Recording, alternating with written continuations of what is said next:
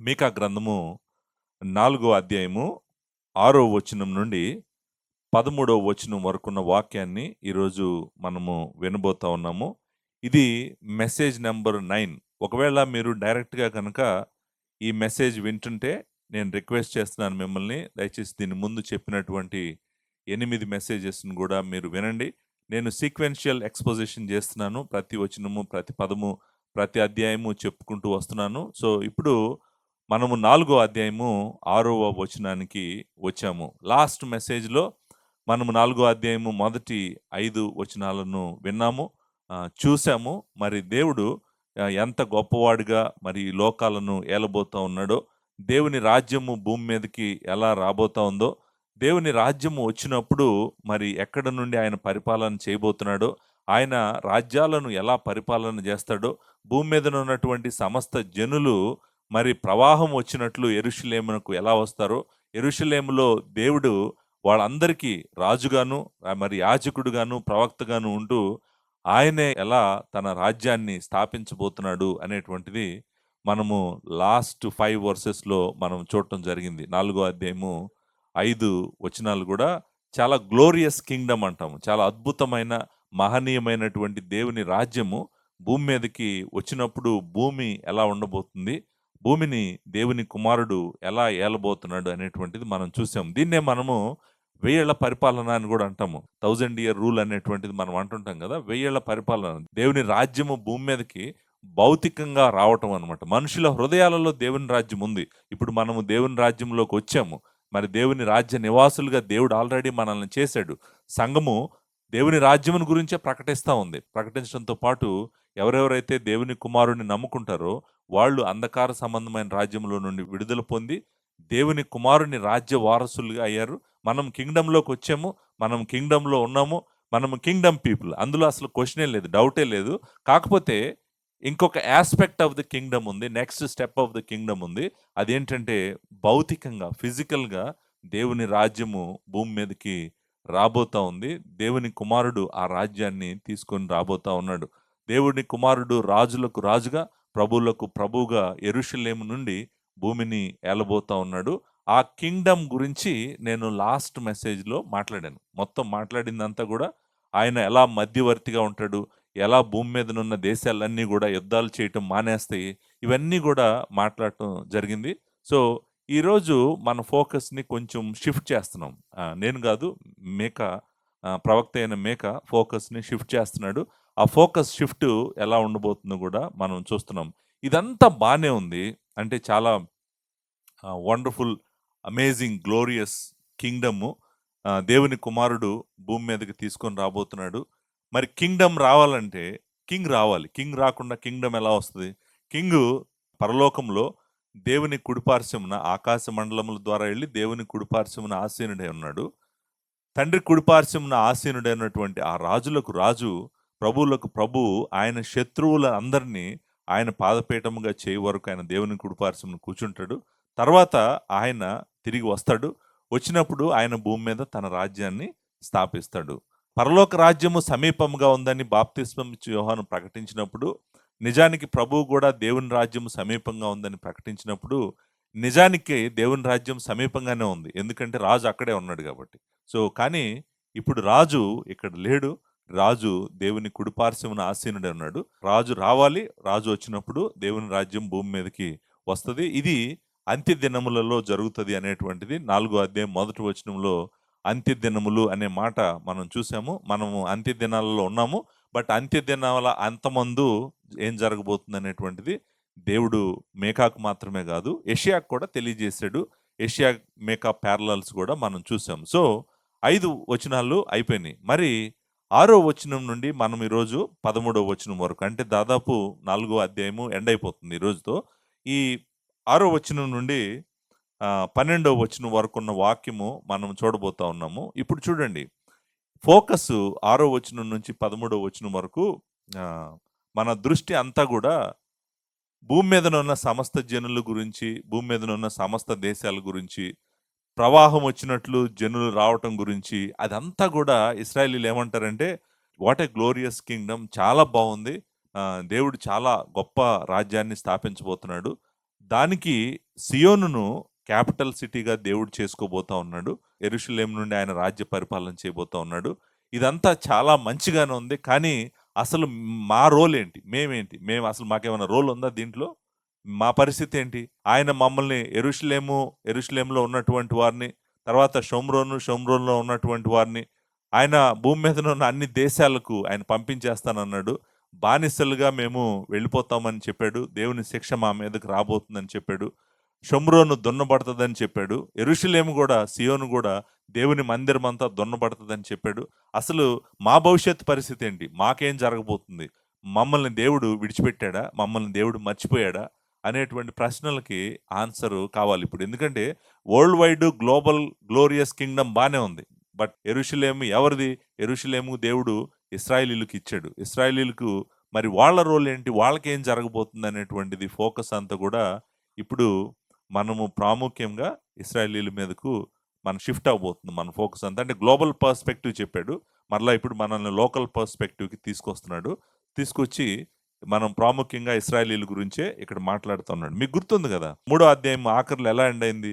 కాబట్టి చేను దున్నబడినట్లు మిమ్మును బట్టి సియోను దున్నబడును. యెరూషలేము రాళ్ల కుప్పలగును.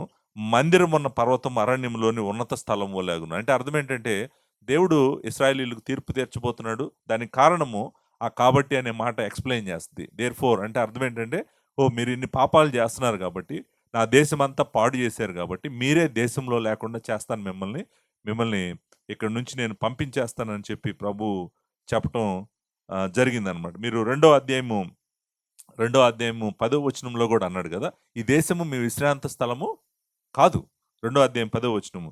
మీరు లేచి వెళ్ళిపోవుడి. మీకు నిర్మూల నాశనము కలుగునంతగా మీరు అపవిత్ర క్రియలు జరిగించితిరి అనే మాట అన్నాడు. ఈ దేశం మీకు విశ్రాంతి స్థలం కాదు. This place is no more a resting place for you. Rest for you. You go away. అంటే అర్థం ఏంటంటే దేవుడే ఆయన ప్రజలను ఆ దేశంలో నుంచి బయటికి పంపించేస్తాడట. పంపించేయడమే కాదు, ఆ తీర్పు ఎంత దారుణంగా ఉండబోతుందో గూడా మనం చదివాం. చదివిన తర్వాత ఇప్పుడు ప్రశ్నేంటంటే, ఓకే. దేవుడు అన్ని దేశాలకు పంపించేసాడు. విశ్రాంతి స్థలంలో నుండి వాళ్ళందరిని వెళ్ళగొట్టేసాడు. వెళ్ళగొట్టిన తర్వాత మరి ఇశ్రాయేలీయులకు ఏం జరగబోతుంది? ఇశ్రాయేలీయులు ఏం అనుభవించబోతున్నారు? ఏం చూడబోతున్నారు? అనేటువంటిది ఇప్పుడు మనం చూడబోతున్నటువంటి వచనాల యొక్క ఫోకస్.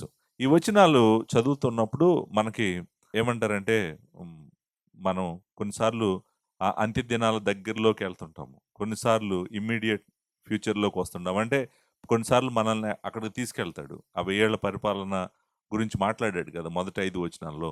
అక్కడ ఆ 1000 ఏళ్ల పరిపాలనకు ముందు ఏం జరుగుతదో కొన్నిసార్లు మాట్లాడుతుంటాడు.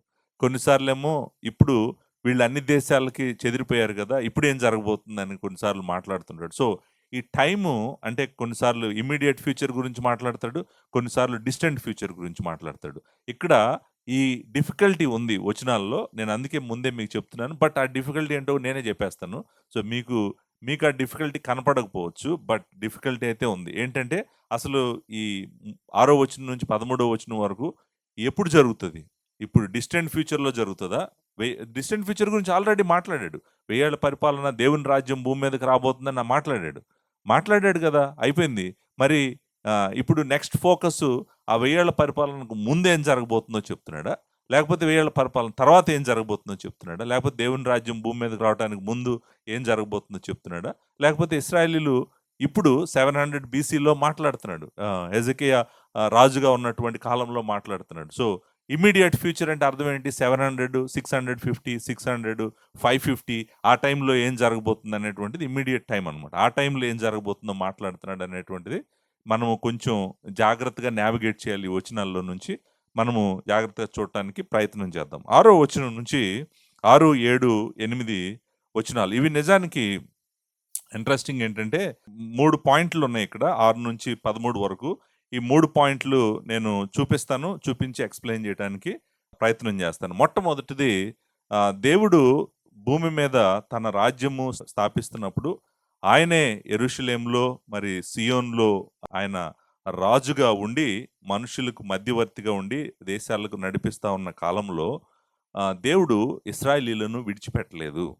దేవుడు ఇశ్రాయేలీయులను విడిచిపెట్టలేదు. నిజానికి దేవుని రాజ్యమునకు సెంటర్ ఆర్ మనమేమంటాము క్యాపిటల్ క్యాపిటల్ సిటీ యెరూషలేమే. క్యాపిటల్ సిటీ సియోనే. సియోనును దేవుడు విడిచిపెట్టలేదు. పైన చూసాము సియోను గురించే మాట్లాడాడు. కానీ దేవుడు ఏమంటున్నాడంటే, ఆ దేవుని రాజ్యము భూమి మీదకి రావటానికి ముందే దేవుడు మిమ్మల్ని కనికరిస్తాడు. కనికరించటమే కాదు, మీకు అధికారాన్ని, శాశ్వత రాజ్యాన్ని దేవుడు మీకు ఇవ్వబోతా ఉన్నాడు. అధికారము మీ దగ్గరే ఉంటది. అధికారము మీ చేతుల్లోనే ఉంటది. నిజానికి ఇశ్రాయేలీయుల చేతుల్లోనే ఉంటది అధికారం. ఎందుకంటే మన ప్రభువు ఇశ్రాయేలీయుడు. మన ప్రభువు మనల్ని రక్షించినటువంటి మన దేవుడు ఆయన ఇశ్రాయేలీయుడు. యోధా గోత్రంలో నుంచి వచ్చినటువంటి ఇశ్రాయేలీయుడు. సో, ఇశ్రాయేలీయులు ఎక్కడైతే ఫెయిల్ అయ్యారో, ఫెయిల్ అయిన ప్రతి చోట కూడా నిజమైన ఇశ్రాయేలీయుడిగా ఆయన నిలబడి సమస్తము జరిగిస్తా ఉన్నాడు కాబట్టి, వీళ్ళకు కంఫర్ట్ ఎలా ఇస్తున్నాడో చూడండి.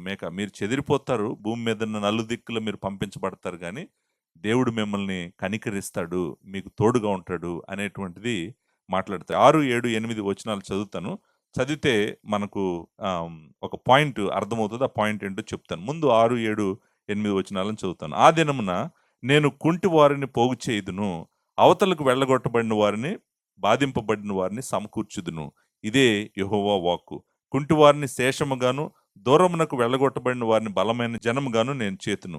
యెహోవా సియోను కొండయందు ఇప్పటి నుండి శాశ్వత కాలం వరకు వారికి రాజుగా ఉండును. మందల గోపురమా, సియోను కుమార్తె పర్వతమా, మునుపటి లాగున యెరూషలేము కుమార్తె మీద నీకు ప్రభుత్వము కలుగును. సో, ఫస్ట్ పాయింట్ ఇక్కడ ఆయన చెప్పేది ఏంటంటే, మీరు రాజ్యముగా వెళ్ళగొట్టబడ్డారు, చెదరగొట్టబడ్డారు గాని దేవుడు మీ మీద కనికరించబోతున్నాడు. చెదరగొట్టబడినటువంటి మీరు మళ్ళీ పోగు చేయబడతారు. మరలా పోగు చేస్తాడు. ఆయనే పోగు చేస్తాడు. పోగు చేయటం అంటే తెలుసు కదా! రీగ్యాదరింగ్ అంటాం, గ్యాదరింగ్ అంటాం. So, he scattered them all around the world. ఆ జడ్జిమెంట్ అనేటువంటిది వాళ్ళ మీద పడింది. కానీ ఇప్పుడేం చెప్తున్నాడంటే, లేదు లేదు, ఆయనే మరలా మిమ్మల్ని ఇక్కడికి తీసుకొస్తాడు, తిరిగి తీసుకొస్తాడు. తీసుకురావటమే కాదు, ఆయన మరలా మీకు రాజుగా, ఆయనే రాజుగా ఉండి మీకు రాజ్యాన్ని ఇవ్వబోతా ఉన్నాడు అనేటువంటిది. సో, అంటే ఇక్కడ మాట్లాడుతున్నటువంటి టాపిక్ ఏంటంటే, ఇశ్రాయేలీయులను ఆయనే వచ్చి ఏల్తాడంట. ఏలటానికి ముందు ఆయన ఇశ్రాయేలీయులను గ్యాదర్ చేస్తాడంట. ఇప్పుడు ఇశ్రాయేలీయులను గ్యాదర్ చేస్తాడు. వాళ్ళకు రాజ్యము వస్తది అనేటువంటిది మనం ఇక్కడ చూస్తున్నాం గదా!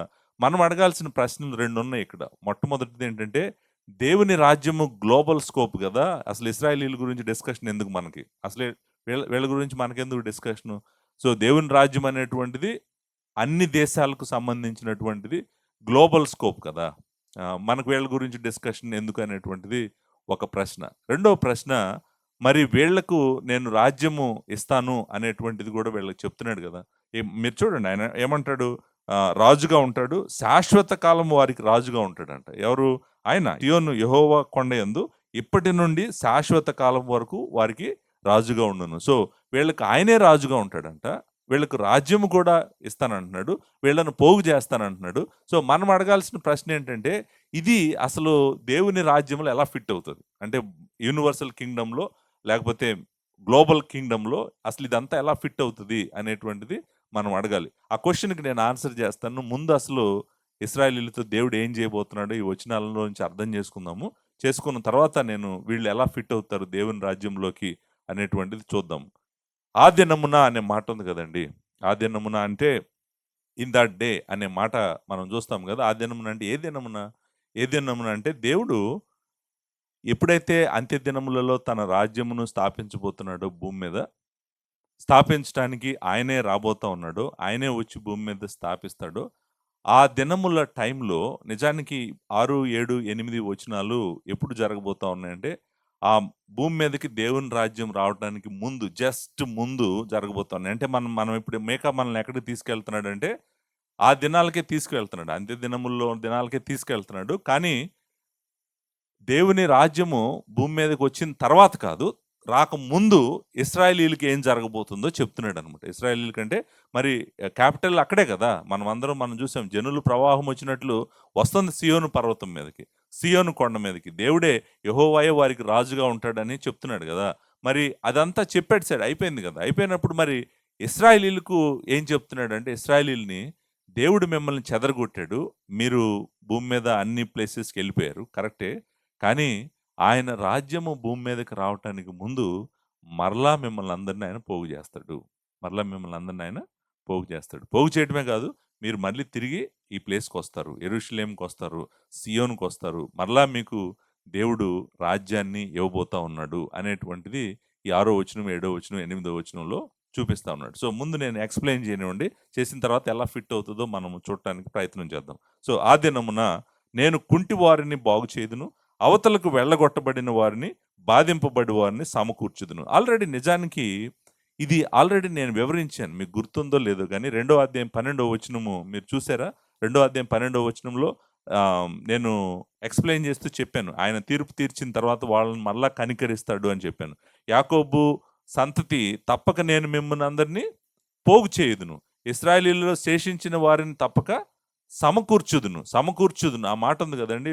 పోగు చేసేదను, సమకూర్చుదును అనేటువంటి మాట. రీగ్యాదరింగ్ అంటాం కదా! గ్యాదరింగ్ అంటాం. అంటే ఒక కాపరి ఎలాగైతే గొర్రెలను సమకూరుస్తాడో, పోగు చేస్తాడో, అలా ఈయనేమంటున్నాడంటే మిమ్మల్ని ఆయన పోగు చేస్తాడు అనేటువంటి మాట మనం ఇక్కడ చూస్తాం. మీరు చూడండి, ఎవరిని పోగు చేస్తాడు?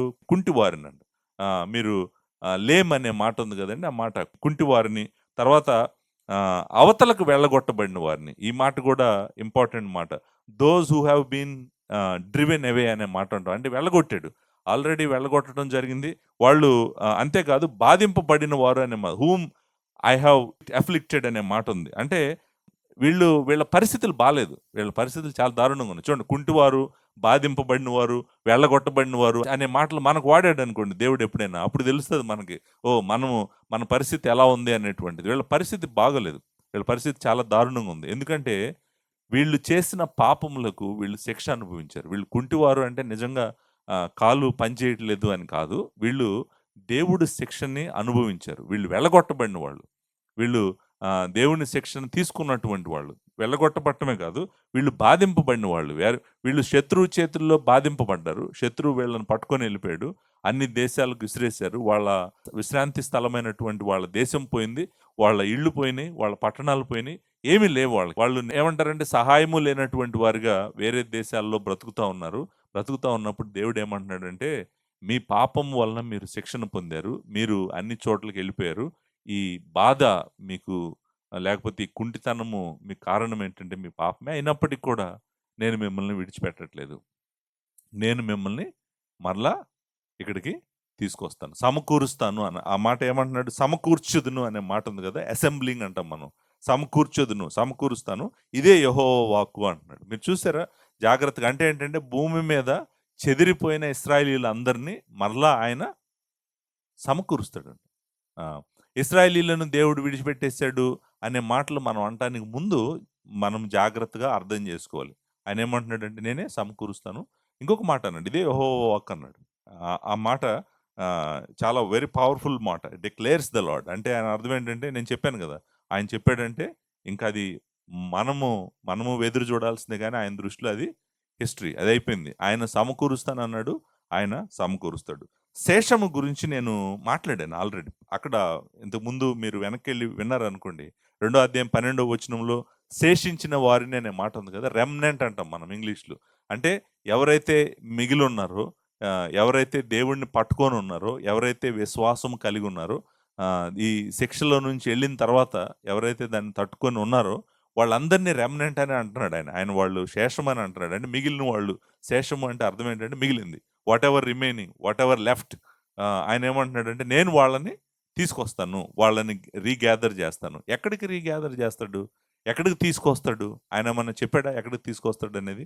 సో, చూడండి ఏడో వచనంలో అంటాడు, కుంటివారిని శేషముగాను, దూరమునకు వెళ్ళగొట్టబడిన వారిని బలమైన జనముగాను నేను చేతును అన్నాడు. అంటే అర్థం ఏంటంటే వాళ్ళు they are minute, they are minimum, they are weak people. వాళ్ళు కుంటివాళ్ళు. వాళ్ళు శేషము అంటే చాలా పెద్ద జనం గాదు. నిజానికి చాలా తక్కువ మందిగా మిగిలిపోయారు వాళ్ళు. మిగిలిపోయినప్పటికి దేవుడు ఏమంటున్నాడంటే, నేను వారిని శేషంగా చేసి తీసుకొస్తాను. తీసుకురావటమే గాదు, వారిని బలమైన జనముగా చేస్తానంటున్నాడు గదా!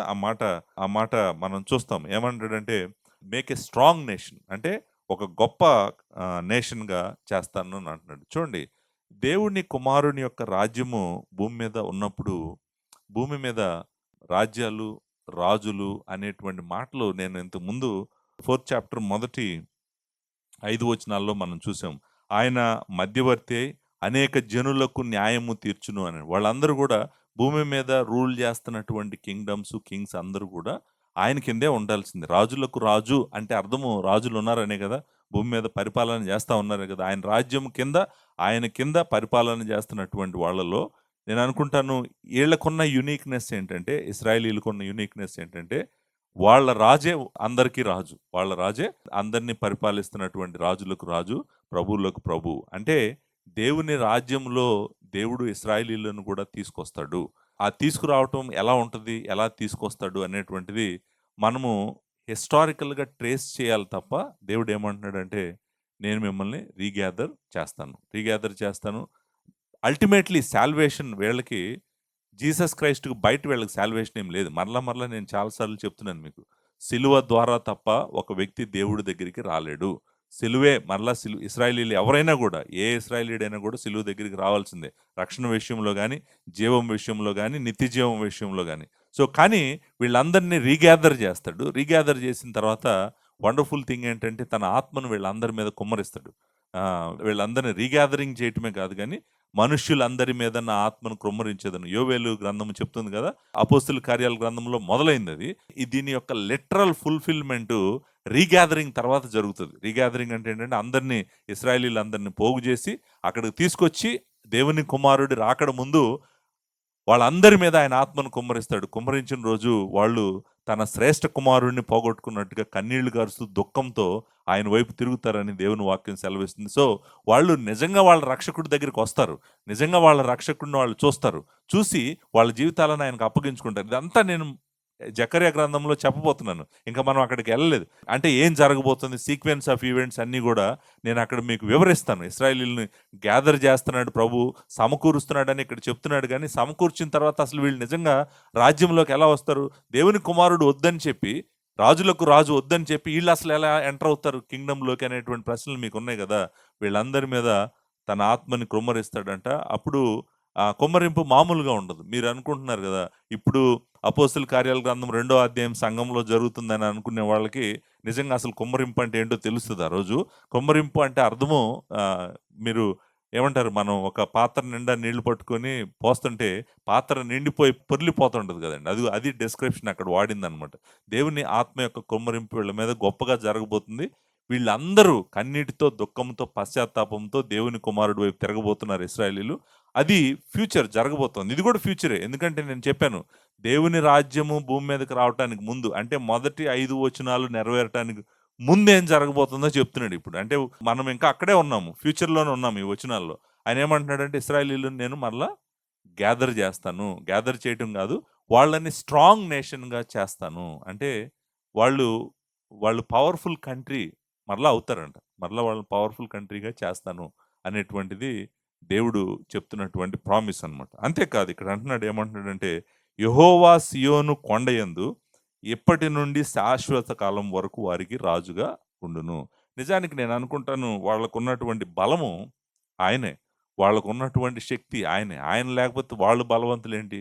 వాళ్ళు వోళ్ళేమన్నా సూపర్ పవర్సా ఏంటి? వాళ్ళేమన్నా లేకపోతే రోమా సామ్రాజ్యమా? లేకపోతే గ్రీక్ సామ్రాజ్యమా? లేకపోతే ఈజిప్షియన్ సామ్రాజ్యమా? వీళ్ళు మేము చాలా బలవంతులమని చెప్పుకోవడానికి. వీళ్ళకి బలం ఏమి లేదు. వీళ్ళ బలం యెహోవానే. యెహోవాయే వీళ్ళకి రాజుగా ఉంటాడంట. రాజుగా ఉండి శాశ్వత కాలము అనే మాట కూడా ఉంది కదా! ఫరెవర్ అనే మాట. From this time fourth and forever అంటే శాశ్వత కాలము ఆయనే వారికి రాజుగా ఉండి నడిపిస్తాను అని చెప్తున్నాడు. సో, ఆయన వస్తాడు. మరి రావాలి. ఇదంతా జరగాలంటే ఆయనే రావాలి. ఆయనే వచ్చి వాళ్ళకు రాజు అవ్వాలి. రాజు అయ్యి భూమి మీదన ఉన్నటువంటి సమస్త దేశాలను ఆయన ఏలాలి. అంటే ఆయన వాళ్ళకిచ్చిన వాగ్దానాలు, దావీదుకిచ్చిన వాగ్దానాలు అన్నీ నెరవేర్చాలి. Plus at the same time ఆయన మరి భూమి మీద సమస్త దేశాలను ఏలాలి. అంటే ఆయన తిరిగి రావాలి. మీరు గమనించారో లేదో ఇక్కడ 7వ వచనంలో ఎవరు వాళ్ళకి రాజుగా ఉంటాడంట? యెహోవా సీయోను కొండయందు ఇప్పటి నుండి శాశ్వత కాలం వరకు వారికి రాజుగా ఉండును. నా క్వెషన్ ఏంటంటే యెహోవా ఎలా వస్తాడు? ఎలా రాజుగా ఉంటాడు? నేను చాలా సార్లు చెప్తా ఉన్నాను. మరలా చెప్తా ఉన్నాను. లార్డ్ జీసస్ క్రైస్ట్ యెహోవా అని చెప్తూ ఉంటే ఎవరికి ఇదేంటి ఇలా అంటున్నారు అంటున్నారు కదా! నేనేమంటున్నానంటే లార్డ్ జీసస్ క్రైస్ట్ యెహోవా అని నేను ఎందుకు అంటున్నానంటే యెహోవా అంటేనే అర్థం ఉన్నవాడు అనువాడని. ఉన్నవాడు అనువాడు అనేటువంటి మాట మనం తండ్రికి వాడాలి, కుమారుడికి వాడాలి, పరిశుద్ధాత్ముడికి కూడా వాడాలి. నిజంగా జీసస్ క్రైస్ట్ వచ్చి వీళ్ళకి రాజుగా అవుతున్నాడు అంటే అర్థమే యెహోవా వీళ్ళకి రాజుగా ఉండబోతా ఉన్నాడు. ఇశ్రాయేలీయులకు రాజుగా ఉండబోతా ఉన్నాడు. చాలామంది ఏమనుకుంటున్నారంటే యెహోవా అంటే తండ్రి అనుకుంటున్నారు. So, this is the only understanding. నాకు తెలిసి నేను చర్చ్‌లో గమనిస్తుందయితే అదేననమాట. యెహోవా అనేటువంటి మాటకు అర్థము ఉన్నవాడు, అనువాడు. The one who is and who will be forever. ఉన్నవాడు అంటే I am who I am అంటాడు కదా! అది మీనింగ్. ఆ మాట ఎవరికి వాడాలి మనము? తండ్రి అయిన దేవునికి వాడాలి, కుమారుడైన దేవునికి వాడాలి, పరిశుద్ధాత్ముడైన దేవునికి కూడా వాడాలి. నేను ఫస్ట్ పీటర్ చెప్పేటప్పుడు చాలా సార్లు చూపించాను. జీసస్ క్రైస్ట్ యెహోవా అని. ఒకసారి కాదు, చాలా సార్లు చూపించాను. టెక్స్ట్‌లో నుంచి. సో, ఇక్కడ మనం టెక్స్ట్‌లో కూడా మనం గమనిస్తుంటే యెహోవా రాజుగా ఎలా వస్తాడు? వచ్చి ఎలా రాజ్యపాలన చేస్తాడు? ఆయన గనక మనలో ఒకడు కాకపోతే, మనతో ఒకడు కాకపోతే, మరి ఎలా అవుతాడు యెహోవా మనలో ఒకడు, మనతో ఒకడు? ఇశ్రాయేలీయులలో ఒకడు, ఇశ్రాయేలీయులతో ఒకడు ఎలా అవుతాడు? ఆయన ఎవరినన్నా కూర్చోబెట్టి నువ్వే యెహోవా అని చెప్తాడా ఏంటి? అలా ఏం జరగదు కదా! సో, ఆయనే వస్తాడంట. ఆయనే వచ్చి రాజ్య పరిపాలన చేస్తాడు అనేటువంటిది మనం ఇక్కడ చూస్తాం. అంతేకాదు ఆళ్ళకి శాశ్వత కాలము రాజ్యం రావటం కాదు. ఇక్కడ అంటాడు మందల గోపురమా, సియోను కుమార్తె పర్వతమా, మునుపటిలాగున యెరూషలేము కుమార్తె మీద నీకు ప్రభుత్వము కలుగును. అంటే అర్థం ఏంటంటే మరలా నీకు రాజ్యము దేవుడు ఇవ్వబోతా ఉన్నాడు. ఆ రాజ్యంలోకి తీసుకొస్తాడు మిమ్మల్ని. మీరు ఎక్కడికెళ్ళినా కూడా మిమ్మల్ని రీగ్యాదర్ చేస్తాడు. సో, ఈ మందల గోపురం అనే మాట ఉంది కదా! టవర్ ఆఫ్ ఫ్లాక్ అంటాం మనము. మనకు తెలుసు కదండీ! బురుజు, కోట అంటుంటాం కదా! గోపురము అనే మాట అంటున్నాం కదా! ఏ సెక్యూర్డ్ సిటీకైనా కూడా ఏముంటది? గోపురం ఉంటది. ఏం గోపురం అది? ఆ గోపురం మీద నుంచే కదా మరి వాచ్ చేసేటువంటిది. అందరి సిటీ యొక్క భద్రత గురించి. అంటే అర్థం ఏంటంటే ఏమని చెప్తున్నాడంటే మరలా సియోను కుమార్తె పర్వతమా అని కూడా అంటున్నాడు. రెండో మాట. ఒకటి టవర్ ఆఫ్ ద ఫ్లాక్ అన్నాడు. The hill of the daughter of జయోన్ అనేటువంటి మాట కూడా వాడాడు. అంటే అర్థము ఏంటంటే మాట్లాడుతున్నాడు. వాళ్ళతో మాట్లాడుతూ ఏమంటున్నాడంటే మునుపటిలాగున యెరూషలేము కుమార్తె మీద నీకు ప్రభుత్వము కలుగును. అంటే అర్థం ఏంటంటే you will rule your people again. ఏంటది రూల్ చేసేది? రూల్ చేసేది ఏంటంటే అదే కదా! సియోను పర్వతమే కదా! సియోను పర్వతము అనేటువంటి దాని గురించే మనం మొదటి 5 వచనాల్లో కూడా మాట్లాడాము. సియోను పర్వతం మీద నుంచి దేవుడు తన ప్రజలను మరలా పరిపాలన చేయబోతా ఉన్నాడు. పరిపాలన చేయటమే మాత్రమే కాదు, వాళ్ళకు మరలా ఆ పర్వతం మీద నుంచి భద్రత కూడా దేవుడు ఇవ్వబోతా ఉన్నాడు. ఆ గోపురము అనే మాట సెక్యూరిటీ అండ్ స్టెబిలిటీకి సంబంధించినటువంటిది. అక్కడి నుంచి దేవుడు వాళ్ళను పరిపాలన చేయబోతా ఉన్నాడు. ఆ పరిపాలన శాశ్వత కాలము ఉండబోతుంది అనేటువంటిది ఫస్ట్ పాయింట్. సో 6, 7, 8 వచనాలను సమ్మరైజ్ చేస్తే మనకు అర్థమైంది ఏంటంటే దేవుడు ఇశ్రాయేలీయులను కూడా మరలా ఆయన రాజ్యం రావటానికి ముందు ఇశ్రాయేలీయులను కూడా గ్యాదర్ చేస్తున్నాడు. గ్యాదర్ చేయటం మాత్రమే కాదు, వాళ్లకు కూడా ఆయనే రాజుగా ఉండబోతున్నాడు. అంటే మిలేనియల్ కింగ్డమ్ అంటాం కదా! 1000 ఏళ్ల పరిపాలనకు ముందు ఏం జరగబోతా ఉందంటే ఇశ్రాయేలీయులను ఆయన మరలా గ్యాదర్ చేసి వాళ్లకు ఆయనే రాజుగా ఉండబోతా ఉన్నాడు అనేటువంటిది మనకు ఈ 3 వచనాలు క్లారిటీ. సో, నేనేమంటానంటే ఈ 3 వచనాలకు ఒక పాయింట్‌లో పెట్టాలంటే ఇశ్రాయేలీయులను దేవుడు మర్చిపోలేదు. వాళ్లకు శాశ్వత రాజ్యము ఇస్తానని చెప్తున్నాడు. శాశ్వత రాజ్యము అని మనం మాట్లాడుకోవచ్చు. శాశ్వత రాజ్యము అనే మాట శాశ్వత కాలము వారికి రాజుగా ఉంటానన్నాడు కదండీ! శాశ్వత కాలం రాజుగా ఉంటానన్నాడు కాబట్టి వాళ్ళకి శాశ్వత రాజ్యము దేవుడు ఇస్తాననే ప్రామిస్ చేస్తున్నాడు. నిజానికి దావీదుకు కూడా అదే ప్రామిస్ చేశాడు. దావీదుకి ఏం ప్రామిస్ చేశాడు? నీ సింహాసనం నిత్యము నిలుస్తుందని ప్రామిస్ చేశాడు. మరి ఆ ప్రామిస్ ఎప్పుడు నెరవేరాలి? ఎలా నెరవేరాలి? ఎలా నెరవేరాలంటే ఇదిగోండి ఆ ప్రామిస్‌కి దీనికి కూడా కనెక్షన్ ఉంది. కనెక్షన్ ఏంటంటే దేవుని కుమారుడు, దావీదు కుమారుడు, అబ్రహాము కుమారుడు వస్తాడు. వచ్చి ఆయన సింహాసనం మీద కూర్చుంటాడు. కూర్చొని నిత్యము ఇశ్రాయేలీయులను కూడా ఆయన ఏలబోతా ఉన్నాడు. ఇశ్రాయేలీయులు దేవుని రాజ్యంలో పార్ట్ కరెక్టే. దేవుని రాజ్యంలో ఒక భాగం కరెక్టే. కానీ ఇశ్రాయేలీయులకు ఏమీ రోల్ లేదు. వాళ్ళని దేవుడు వదిలేసాడు. వాళ్ళని బయటపడేసాడు. వాళ్ళకి ఏం రోల్ లేదనేటువంటి వాళ్ళు జాగ్రత్తగా ఈ వచనాలను అర్థం చేసుకోవాలి. దేవుడు వాళ్ళని విడిచిపెట్టలేదు. దేవుడు వాళ్ళని కనికరిస్తాడు. మరలా ఆయన దగ్గరికి తెచ్చుకుంటాడు. ఆయనే వాళ్ళకి రాజుగా ఉంటాడు అనేటువంటిది. ఆయన వాళ్ళ రాజ్యమును శాశ్వతము స్థిరపరుస్తాడు అనేటువంటిది మనము గుర్తుపెట్టుకోవాలి. రెండో పాయింట్ 9వ వచనము, 10వ వచనం. సెకండ్ పాయింట్‌లో మనము చూసేది ఏంటంటే మరలా ఆ 1000 ఏళ్ల పరిపాలన ముందు జరిగింది చెప్పాడు కదా! ఇప్పుడు మళ్ళీ ఇమ్మీడియేట్ ఫ్యూచర్‌కి వచ్చేసాడు. ఇమ్మీడియేట్ ఫ్యూచర్ అంటే అర్థం ఏంటంటే, ఇమ్మీడియేట్‌గా వాళ్ళకి ఏం జరగబోతుంది. బీసీ 700 అన్నాను కదా! క్రీస్తు పూర్వం 700లో ఈయన మాట్లాడుతున్నాడు యెరూషలేములో ఉండి. ఇమ్మీడియేట్‌గా వాళ్ళకి ఏం జరగబోతుంది. సో, డిస్టెంట్ ఫ్యూచర్ కనపడుతుంది వాళ్ళకి. డిస్టెంట్ ఫ్యూచరు ఏం ఏం చెప్తున్నాడంటే ఇశ్రాయేలీయులకి, దేవుడు మిమ్మల్ని ఇప్పుడు శిక్షించబోతున్నాడు. కరెక్టే. కానీ మీరు అన్ని దేశాలకి పంపించబడిన తర్వాత, స్కాటర్ అయిన తర్వాత దేవుడు మిమ్మల్ని వదిలిపెట్టడు. మరలా ఆయన దగ్గరికి తెచ్చుకుంటాడు. ఆయన కృప విడిచిపెట్టదు. చూడండి, దేవుడు బిడ్డల్ని దేవుడు శిక్షిస్తాడు. నిజం. పాపం చేసిన ప్రతిసారి మిమ్మల్ని కూడా శిక్షిస్తాడు. ఎందుకంటే మీరు ఆయన బిడ్డలు కాబట్టి. పాపమే మనల్ని ఆయన దగ్గర నుంచి దూరం చేసేది మనల్ని. పాపమే మనం చేస్తున్న పాపమే మన శిక్షకు కారణం. కానీ శిక్షిస్తాడు గానీ తన బిడ్డల్ని ఎలా వదిలేస్తాడండి? వదిలేస్తాడు, మర్చిపోతాడు. ఆ మాటలు మనం అనే ముందు ఆలోచించాలి కదా! ఎలా వదిలేస్తాడు? ఆయన శిక్షించి విడిచిపెట్టడు. ఆయన మిమ్మల్ని మరలా కనికరిస్తాడు. కాకపోతే ఇప్పుడు మళ్ళీ ఇమ్మీడియేట్ ఫ్యూచర్‌కొచ్చి మాట్లాడుతున్నాడు. ఇక్కడ మనము 9, 10 వచనాల్లో వీళ్ళు ఈ దేశం విడిచిపెట్టేసి, విశ్రాంతి స్థలాన్ని విడిచిపెట్టేసి బయటికి పంపించేస్తాడండి దేవుడు వీళ్ళని. వీళ్ళు చేసిన పాపముల గురించి మాట్లాడుతున్నాడు. 9వ వచనం, 10వ వచనం చదువుతాను. నీవెందుకు కేకలు వేయుచున్నావు? నీకు రాజు లేకపోవుట చేతనే, నీ ఆలోచనకర్తలు నశించిపోవుట చేతనే ప్రసూతి స్త్రీకి వచ్చిన వేదనలు నీకు వచ్చినవా? సియోను కుమారి, ప్రసూతి స్త్రీల వలె నీవు వేదన పడి ప్రసవింపుము. నీవు పట్టణము విడిచి బయట వాసము చేతువు. బబులోను పురమునకు నీవు వెళ్ళుదువు. అక్కడనే నీవు రక్షణ నొందుదువు. అక్కడనే యెహోవా నీ శత్రువుల చేతిలో నుండి నిన్ను విమోచించును. చూడండి మళ్ళీ ఎక్కడికి వచ్చాడు? ఏ టైంకి వచ్చాడు ఈయన మీక? ఇమ్మీడియట్‌గా వాళ్ళకి ఏం జరగబోతుందో చెప్తున్నాడు. మీకు హిస్టారికల్ బ్యాక్‌గ్రౌండ్ బుక్‌కి నేను చెప్పాను. ఈయన యోతాము, ఆహాజు, హిజ్కియా అను రాజుల కాలంలో ప్రవచించాడు. మొదటి అధ్యాయం మొదటి వచనం కదా!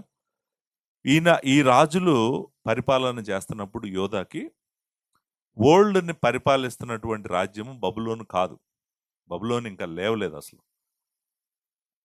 భూమిని పరిపాలిస్తున్నటువంటి సూపర్ పవర్ ఆ టైంలో అస్సీరియులు. 722లో నిజానికి ఈయన ఈ ప్రవచనము చెప్తున్నప్పుడు ఆల్రెడీ అస్సీరియులు వచ్చారు. వచ్చి 10 గోత్రాల నార్దర్న్ కింగ్డమ్ అయిపోయింది. ఆల్రెడీ షోమ్రోన్ వెళ్ళిపోయింది. షోమ్రోన్ తీసేశారు. ద మోస్ట్ పవర్ఫుల్ ఎంపైర్ ఆ టైంలో అస్సీరియా. అసలు బబులోను అనేటువంటిది ఇంకా లేదు. కానీ ఈయన ఏం చెప్తున్నాడంటే ప్రాముఖ్యంగా యోధాతో మాట్లాడుతున్నాడు. ఇశ్రాయేల్‌తో కాదు. ఇశ్రాయేల్ అంటే నార్దర్న్ కింగ్డమ్. యోధా అంటే సదరన్ కింగ్డమ్. సదరన్ కింగ్డమ్‌తో మాట్లాడుతున్నాడు. ఈయన సదరన్ కింగ్డమ్ కదా ప్రాఫిట్. సదరన్ కింగ్స్ గురించి మాట్లాడుతున్నాం మనం. యోతాము, ఆహాజు, యోధా రాజులు వీళ్ళు. వీళ్ళు ఇశ్రాయేల్ రాజులు కాదు వీళ్ళు. నార్దర్న్ కింగ్డమ్ కాదు. సో సదరన్ కింగ్డమ్ ఇంకా వెళ్ళలేదు. వీళ్ళకి శిక్ష ఇంకా రాలేదు. కానీ దేవుడు చెప్పాడు, మీకు ఇది విశ్రాంతి స్థలం కాదు. ఇక్కడ నుంచి మిమ్మల్ని పంపించేస్తాను. యెరూషలేము దున్నబడుతుంది. దేవాలయం ఉన్నటువంటి పర్వతం కూడా దున్నబడుతుంది. ఆల్రెడీ చెప్పేశాడు. కానీ ఎప్పుడు జరగబోతుంది? ఎవరు చేయబోతున్నారు ఇదంతా? ఇమ్మీడియట్‌గా వీళ్ళ మీదకి దేవుని శిక్ష ఎలా రాబోతుంది అనేటువంటిది ఇక్కడ వర్ణిస్తున్నాడు. వర్ణిస్తూ ఏమంటున్నాడంటే, మీకు చాలా శ్రమ రాబోతా ఉంది మీ మీదకి. ఇమ్మీడియేట్ ఫ్యూచర్‌లో, డిస్టెంట్ ఫ్యూచర్‌లో మిమ్మల్ని ఆయన వదిలిపెట్టడు. ఆయన రాజ్యం రావటానికి ముందు మిమ్మల్ని వెనక్కి తీసుకొస్తాడు. కానీ ఇమ్మీడియేట్‌గా ఏం జరగబోతుంది మీకు? ఇమ్మీడియేట్‌గా ఏం జరగబోతుందంటే, మీరు మహావేదనలో నుంచి, మహాశ్రమలో నుంచి మీరు వెళ్ళబోతున్నారు. మీరు వెళ్తారు. మీ అందరికి తెలుసు ఎందుకు వీళ్ళు అంత శ్రమలో నుంచి ఆ మాటలు వాడాడు కదండి. ఏమని వాడాడు? ప్రసూతి స్త్రీకి వచ్చిన వేదనలు నీకు వచ్చినవా అనే మాట అన్నాడు. అంతేకాదు, ప్రసూతి స్త్రీ వల్లనే నీవు వేదన పడి ప్రసవింపు అన్నాడు కదా! అంటే ఎంత పెయిన్‌ఫుల్ పెయిన్‌ని వర్ణించడానికి వాడినటువంటి పిక్చర్ ఇది. సో నిజానికి వీళ్ళు ప్రసవిస్తున్నారని కాదు. అంటే అర్థం ఏంటంటే వాళ్ళ వేదన, బాధ ఎలా ఉంటుందో వర్ణించడానికి వాడినటువంటి మాటలు. ఏమంటున్నాడు? 9వ వచనం చూడండి. నీవెందుకు కేకలు వేయుచున్నావు? కేకలు వేయటం అంటే ఏంటి? కేకలు ఎందుకేస్తారు అసలు? చాలా పెయిన్ ఉంటేనే కదా! చాలా పెయిను, వేదన ఉంటేనే కదా! కేకలు ఎందుకేస్తారు? ఊరికనే క్రైయింగ్ అలౌడ్ అంటాం కదా మనం. Why do you cry aloud? You cry aloud because there is a pain. భరించరానటువంటి బాధ, భరించరానటువంటి వేదన ఉందనుకో నీకు, అప్పుడే నువ్వు అరుస్తావు. కేకలు పెడతారంట. ఆ కేకలు ఎలా పెడతారు? ఎందుకు పెడుతున్నారు కేకలు అంటే, మరి శత్రువు వచ్చి మీ దేశం మీద పడి, మీ పట్టణంలో ప్రాకారములన్నీ పడగొట్టి, పడగొట్టడమే కాదు, మీ పట్టణం మీద పడి పట్టణంలో ఉన్న కనపడిన వాళ్ళందరిని చంపుతా ఉన్నారనుకోండి. పెద్దవాళ్ళు లేదు, చిన్నవాళ్ళు లేదు, స్త్రీలు లేదు, గర్భిణీ స్త్రీలు లేదు, ఎవరు లేరు. అందరిని చంపుతూ రక్తం పారుతా ఉందనుకోండి మీ పట్టణంలో. మీరు కేకలేయకపోతే ఏం చేస్తారు? ఏం చేస్తారు? అరవకపోతే అంటే పిచ్చి వచ్చినట్టుగా అరుస్తుంటారు కదా! కేకలనమాట. ఆ కేకలు అంటున్నాడాయన, "నీవెందుకు కేకలు వేయుచున్నావు? నీవు రాజు లేకపోవుట చేత, నీ ఆలోచనల కర్తలు నశించిపోవుట చేతనే ప్రసూతి స్త్రీకి వచ్చిన వేదనలు నీకు వచ్చినవా" అంటున్నాడు. అంటే అర్థమేంటి? అర్థమేంటంటే హిస్టారికల్‌గా మీరు చూసారనుకోండి, నిజానికి యోధాకి ఇదే జరిగింది. యోధాకి అస్సిరియన్స్ తర్వాత నెక్స్ట్ రైజ్ అయిన kingdom Babylonian kingdom. Babylonian kingdom మీరందరికి తెలుసు, నెబుకద్నెజరు వీళ్ళ గురించి తెలుసు గదా! బాబిలోనియన్ కింగ్డమ్ వచ్చినప్పుడు ఫస్టు యోధా ఉన్నటువంటి రాజుల్ని తీసేశారు. రాజులను పట్టుకొని ఎళ్ళిపోయారు. రాజు కళ్ళు తీసేశారు. కళ్ళు తీసేసి పట్టుకెళ్ళిపోయారు. ఒక స్టోరీ కాదనమాట. అంటే అర్థం ఏంటంటే, వాళ్ళు నిజంగానే హెల్ప్‌లెస్‌గా అయిపోతారంట రాజు లేకుండా. ఆలోచనకర్త అనేటువంటి మాట చాలా సార్లు రాజులకే వాడతారు. ఆశ్చర్యకరుడు, ఆలోచనకర్త అనేటువంటి మాట మనం కింగ్‌కి వాడుతున్నటువంటి మాటే అది. ఆలోచనకర్తలంటే అర్థం ఏంటంటే, వాళ్ళకి లీడర్‌షిప్ లేకుండా చేసేసారంట ఈళ్ళు. ఎవరు? ఎనిమీ. ఎనిమీ ఏం చేసింది ఆళ్ళకి? రాజు గాని, ఆలోచించి చెప్పేవాళ్ళు గాని ఎవ్వరు లేకుండా చేసేసి అంతే కదా! ఒక్కొక్కటి కట్ చేస్తారు. మీరు ఒక దేశం మీదకొచ్చిందనుకోండి, ప్రాముఖ్యంగా యెరూషలేం ప్రాకారం గల పట్టణం మీదకొచ్చినప్పుడు ఫస్టు లీడర్‌షిప్‌నే బెదిరిస్తారు వాళ్ళు. ఫస్ట్ అటాక్ చేసేది లీడర్‌షిప్‌నే. వాటర్ కట్ చేస్తారు, ఫుడ్ కట్ చేస్తారు. లోపల స్టార్వేషన్‌తో చచ్చిపోయేటట్టు చేస్తారు. తర్వాత లీడర్‌షిప్‌ని బెదిరిస్తారు. మీకు తెలుసు కదా! హిజ్కియాని సన్హెరీబ్ ఎలా బెదిరించాడో మీరు యెషయా గ్రంథం 36 అధ్యాయం చదవండి మీకు. 36, 37 అధ్యాయాలు చదివితే మీకు అర్థమవుతది. సో, చాలా దారుణంగా బెదిరిస్తారు లీడర్‌షిప్‌ని. లీడర్‌షిప్ బెదిరించడం, తర్వాత రాజును పట్టుకెళ్ళిపోవడం, లేకపోతే హెవీ టాక్స్ కట్టమనడం, వీళ్ళందరిని ఎత్తుకెళ్ళిపోవడం. సో, రాజ్యాలు మీద పడినప్పుడు పరిస్థితులు ఏమి పీస్‌ఫుల్‌గా, జాయ్‌ఫుల్‌గా ఏముండవు.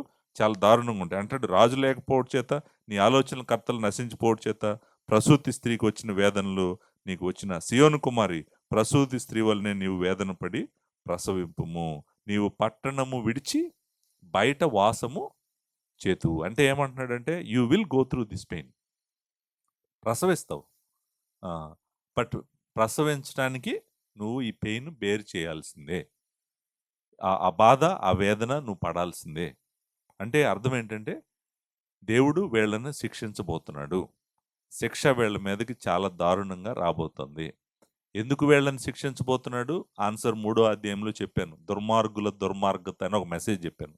3వ అధ్యాయం అంతా గూడా. మీరు వినండి. ఈళ్ళు మామూలోళ్ళు కాదు. నిజానికి మనం గూడా మామూలోళ్ళం గాదు. వీళ్ళ గురించి మాట్లాడుతున్నాం గానీ, మనము ఏం తక్కువ కాదు. పాపం విషయంలో జాగ్రత్తగుండాలి. అందుకే నేను చెప్తుంది. దేవుని శిక్ష ఎందుకు మన జీవితాల మీదకొస్తదంటే, మనము ఆయన మాట వినకుండా, మన కోరికలు నెరవేర్చుకుంటూ, మన చిత్తం నెరవేర్చుకుంటూ మనం బ్రతికితే, మనల్ని గూడా దేవుడు శిక్షిస్తాడు. ఆ శిక్షే వీళ్ళకొచ్చి పడింది. ఆయన శిక్షించాలి అనే డెసిషన్‌కి రావటానికి టైం పడతది. ఆయన దీర్ఘశాంతుడు. కానీ ఒక్కసారి ఆ డెసిషన్‌కొచ్చాడంటే ఆయన డెసిషన్ మార్చుకోడు. ఆయన తప్పకుండా శిక్షిస్తాడు. ఇప్పుడు ఆల్రెడీ చెప్తున్నాడు శిక్ష. అంటే నువ్వు పట్టణం వదిలి బయటికెళ్ళిపోతావంటే అర్థమేంటి? అయిపోయింది. నువ్వు you lost your home, you lost your people, you lost your identity. మీరు హోమ్ పోయిందనుకోండి, పట్టణమే పోయిందనుకోండి, you lost everything. Whatever you had, you lost everything. So, పట్టణం నుంచి బయట వాసం చేస్తారండి. ఎక్కడికి తీసుకెళ్తారు పట్టణంలో నుంచి బయటికి శత్రువు వచ్చినప్పుడు? పట్టుకొని ఎక్కడికి తీసుకెళ్తారు? ఎక్కడికి తీసుకెళ్తారంటే అంటే పట్టణానికి బయట ఎక్కడో ఒక చోట పెడతారంట. ఆ మాట వాసము అనే మాట ఉంది గదండీ! వాసము అంటే అర్థమేంటి? Open country. అంటే బయట యూ డ్వెల్ ఆర్ నివసించడం. వాసం అంటే నివసించడం. ఎక్కడ వాళ్ళు నివసిస్తారంట? ఎక్కడ నివసిస్తారంటంటే, ఇంతకుముందు ప్రాకారం గల పట్టణంలో నివసించారు. భద్రంగా నివసించారు. కానీ పాపం జేయటం వల్ల వాళ్ళ బతుకులు భద్రతలో నుంచి ఓపెన్ కంట్రీలోకెళ్ళిపోయినాయి. ఎక్కడ ఎక్కడ వాసం జేస్తారో చెప్పమంటారండి? నిజంగా స్లేవ్స్‌ని డైరెక్ట్‌గా ఎక్కడెక్కడ పంపించాలనే డెసిషన్‌కి ముందు స్లేవ్ క్యాంప్ ఉంటది. స్లేవ్ క్యాంపు అంటే లగ్జరియస్ ఫెసిలిటీస్ ఉన్న క్యాంపేం కాదు. ఓపెన్‌గా ఉంటది. ఆ క్యాంప్‌లో ఉంచి అక్కడి నుంచి వీళ్ళని ఏ కంట్రీలకి బానిసలుగా పంపించాలనేటువంటి డెసిషన్ తీసుకుంటారు. వాళ్ళేమంటున్నాడంటే, మీరెళ్తారు, మీరు నివాసం చేస్తారు బయట, పట్టణానికి బయట నివాసం చేస్తారు. నివాసం చేసిన తర్వాత ఎక్కడికెళ్తారు? డెస్టినేషన్ గూడా చెప్పాడు గదా! బబులోను పురమునకు నీవు వెళ్ళెదవు అనే మాట అన్నాడు గదండీ. అక్కడనే నీవు రక్షణ నొందుదువు. అక్కడనే యెహోవా నీ శత్రువుల చేతిలో నుండి నిన్ను విడిపించును. ఇప్పుడు బాబిలోనే లేదు గదా! అసలు పిక్చర్‌లో అప్పుడు. నేను చెప్పాను Assyrian Kingdom was the world power. Babylonian Kingdom అసలు లేదు బీసీ 700లో. మరి ఎలా తెలుసు మేకాకి బబులోను సామ్రాజ్యం లెగుస్తదని? వాళ్ళు వచ్చి వీళ్ళని పట్టుకెళ్ళిపోతారని, వీళ్ళ పట్టణాలు నాశనం జేస్తారని. ఎలా తెలుసంటే దేవుని ప్రవక్త ఈయన. ప్రవక్త కాబట్టి మాట్లాడుతున్నాడు. ముందే ఆయన లేడు. బబులోను వచ్చినప్పుడు ఈయన లేడు. మేకా అప్పటికే 100 ఏళ్ళు అయిపోయింది గదా! 604, 605లో స్టార్ట్ అయింది డిపోర్టేషన్. అంటే యెరూషలేం పట్టడం, యెరూషలేం పట్టుకున్న వాళ్ళని బయటికి తీసుకెళ్ళిపోవడం. ఫస్ట్ బ్యాచ్ షడ్రక్, మెషక్, అబేద్నెగో ఈ బ్యాచ్ వీళ్ళందరూ ఉన్నారు గదా! డానియేలు వీళ్ళందరూ అక్కడి నుంచి వెళ్ళినటువంటి గ్రూపేననమాట. ఆ గ్రూప్‌లో గ్రూప్ బై గ్రూప్ 604 ఒక గ్రూపు. తర్వాత నాకు తెలిసి 600, 586 అనుకుంటా లాస్ట్. సో, ఇదంతా జరుగుతున్నప్పుడు మీకా లేడు. మీకా అక్కడ లేడు. మీకా చనిపోయాడు అప్పటికే. కానీ ఎగ్జాక్ట్‌గా, ప్రిసైజ్‌గా చెప్పాడు ఏం జరగబోతుంది ఈ పట్టణానికని.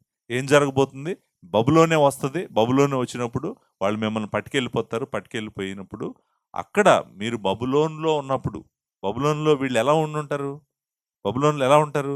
చూడండి బానిసగా అయిపోయినప్పుడు మనల్ని కాళ్ళకి, చేతులకి కట్టేసి, తాడు కట్టి, భయంకరమైనటువంటి ఎడారిలో నుండి నడిపించుకుంటా, సరిగ్గా ఒంటి మీద వస్త్రాలే లేకుండా తీసుకెళ్ళిపోతారు. బానిసలను ఎలా తీసుకెళ్ళిపోతారో మీకు తెలుసు. స్లేవ్ మార్కెట్‌లో పెట్టడం, స్లేవ్స్‌గా అమ్మేయటం కొంతమందిని. చాలా దారుణమైన ఆ మాటలున్నాయి గదండీ! ఆ మాటలు కుంటివారు, తర్వాత వెళ్ళగొట్టబడినవారు, బాధింపబడినవారు ఆ మాటలన్నీ డిస్క్రిప్షన్ యొక్క మీనింగ్ మనకి అర్థమవుతదనమాట. అంటే ఏమంటున్నాడంటే, నీవక్కడికెళ్తావు, అక్కడనే నీవు రక్షణ పొందుదువు. ఆ మాట ఏముందంటే రక్షించబడుదు అంటే అర్థం ఏంటంటే, రక్షణ పొందటం అంటే ఏంటి? రెస్క్యూ చేస్తాడంట దేవుడు. అక్కడి నుంచి తప్పిస్తాడంట. తప్పిస్తాడంట. ఎక్కడి నుంచి? అక్కడి నుంచే తప్పిస్తాడంట. అక్కడనే యెహోవా నీ శత్రువుల చేతిలో నుండి నిన్ను విమోచించును. విమోచిస్తాడు, నిన్ను విడిపిస్తాడు, నిన్ను తప్పిస్తాడు, నిన్ను రక్షిస్తాడు. అక్కడి నుంచి దేవుడు బబులోను సామ్రాజ్యంలో నుంచి తన ప్రజలను విడిపించాలంటే, బబులోను రాజ్యం నడిపిస్తున్నటువంటి రాజులతోనే మాట్లాడాలి. మాట్లాడకపోతే వీళ్ళు వెనక్కి రాలేరు, తిరిగి రాలేరు. ఆయన కనికరించకపోతే తిరిగి రాలేరు. సో, మనము మరలా మనం హిస్టారికల్ బుక్స్ ఎజ్రా, నెహెమ్యా మనం చదివితే మనకు అర్థమవుతది. దేవుడు ఎలా కృప చూపించాడో ఇశ్రాయేలీయుల మీద, ఎలా వీరిని విడిపించాడో, విడిపించి మరలా వీళ్ళని వెనక్కి తెచ్చుకున్నాడో మనం అదంతా చూడొచ్చు. సో, ఇదంతా మనకు అంటే 9వ వచనం, 10వ వచనం ఏం చెప్తుందంటే, వీళ్ళ మీదకి రాబోతున్న ఇమ్మీడియేట్ ఫ్యూచర్ గురించి మాట్లాడుతుంది. ఇమ్మీడియేట్ ఫ్యూచర్‌లో ఏం జరగబోతుందో మీకా చెప్పాడు వాళ్ళకి. మీరు ఈరోజు యెరూషలేం బావుందని అనుకుంటున్నారు. మీరు యెరూషలేంలో అన్యాయం చేస్తున్నారు, అక్రమాలు చేస్తున్నారు, మోసాలు చేస్తున్నారు. అబద్ధ ప్రవక్తలున్నారు, అబద్ధ యాజకులున్నారు, అబద్ధ నాయకులున్నారు. మీరు యెరూషలేం అంతా బావుందనుకుంటున్నారు గానీ, యెరూషలేంని రక్తం మీద కడుతున్నారు. కాబట్టి యెరూషలేం ఉండదు. మీరుండరు. మీరందరూ ఎళ్ళిపోతారు ఇక్కడి నుంచి. మీరందరూ ఎళ్ళిపోతారు అనేటువంటిది చెప్పాడు. సో, మొదటి పాయింటు శాశ్వత రాజ్యము వాళ్ళకిస్తానని చెప్పాడు. రెండో పాయింట్ మనం ఇక్కడ చూస్తే, మీరు బబులోనులోనే రక్షించబడతారు. రెండో పాయింట్ ఏంటంటే, 9వ వచనం, 10వ వచనం చెప్తుందేంటంటే, మీ రక్షణ ఇక్కడ గాదు. మీ రక్షణ బబులోనులోనే జరుగుతది. మీరెళ్ళిపోతారు ఇక్కడి నుంచి అనేటువంటిది చెప్పాడనమాట. సో, నెక్స్ట్ 4 అధ్యాయం 11వ వచనం నుంచి 13వ వచనం. 11, 12, 13 వచనాలు. ఇది థర్డ్ యూనిట్. థర్డ్ పాయింట్ ఉన్నటువంటి యూనిట్. మళ్ళీ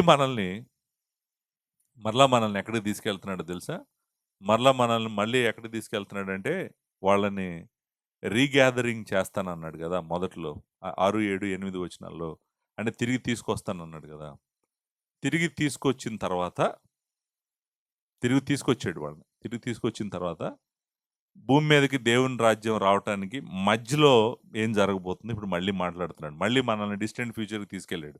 డిస్టెంట్ ఫ్యూచర్‌లో ఏం జరగబోతుందో మాట్లాడుతున్నాడు. చూడండి ఏమని ఉంటదో చూద్దాము. చూసి అర్థం చేసుకుందాం. 11, 12, 13 వచనాలు నేను చదువుతాను. చదివిన తర్వాత అర్థం చేసుకుందాం. మనము చూచుచుండగా సియోను అపవిత్రపరచబడును గాక అని చెప్పుకొనుచు అన్ని జనులు అనేకులు నీ మీదకి కూడి వచ్చి ఉన్నారు. కళ్ళములో ఒకడు పనలు కూర్చున్నట్టు యెహోవా వారిని సమకూర్చును. అయితే వారు ఆయన తలంపులు తెలుసుకొనక ఉన్నారు. ఆయన ఆలోచన వారు గ్రహింపక ఉన్నారు. సియోను కుమారి, నీ శృంగము ఇనుపదిగాను, నీ డెక్కలు ఇత్తడివిగాను నేను చేయుచున్నాను. లేచి కళ్ళము తొక్కుము. అనేక జనములను నీవు అణగద్రొక్కుదువు. వారికి దొరికిన లాభమును నేను యెహోవాకు ప్రతిష్ఠించుదును. వారి ఆస్తిని సర్వలోకనాథునికి ప్రతిష్ఠించుదును. ఇప్పుడు ఇంకొక పిక్చర్ కనిపిస్తుంది మనకి ఇక్కడ. టోటల్లీ డిఫరెంట్‌గా ఉంది. అంటే ఈ వచనాల్లో నుంచి వెళ్తుంటే ఇక్కడ ఎలా ఉంది, ఇక్కడ ఎలా ఉంది, ఇక్కడ వచ్చేటప్పటికి ఎలా ఉంది. ఇక్కడ డిఫరెంట్ పిక్చర్ చూడండి. ఆ పిక్చర్ అంతా ఎలా ఉంది? ఎలా ఉంది పిక్చర్ అంతా చూపించమంటారా? మెనీ నేషన్స్ అంటే అర్థం ఏంటంటే అన్యజనులు అనేకులు అనే మాట ఉంది కదండీ. అన్యజనులు కాదు. చాలా దేశాలంట. అన్యజనులు అంటే అర్థం ఏంటంటే ఇశ్రాయేలీయులు కాని వాళ్ళు అన్యజనులు అంటే. మనమందరం అన్యజనులమే. మన దేశంలో దేవుడిని నమ్ముకున్నోళ్ళు అందరూ కూడా మనమందరం కూడా అన్యజనులే. మీలో ఎవరైనా ఇశ్రాయేలీయులు ఉన్నారా? ఎవరైనా ఉన్నారా మీలో ఇశ్రాయేలీయులు? మీరు అన్యులు అని మాట్లాడకండి ఇంకోళ్ళ గురించి. మీరే అన్యులు. మళ్ళీ వేరే వాళ్ళ గురించి అన్యులు అని మాట్లాడటం ఏంటి? మీరెవరు? అన్యులు.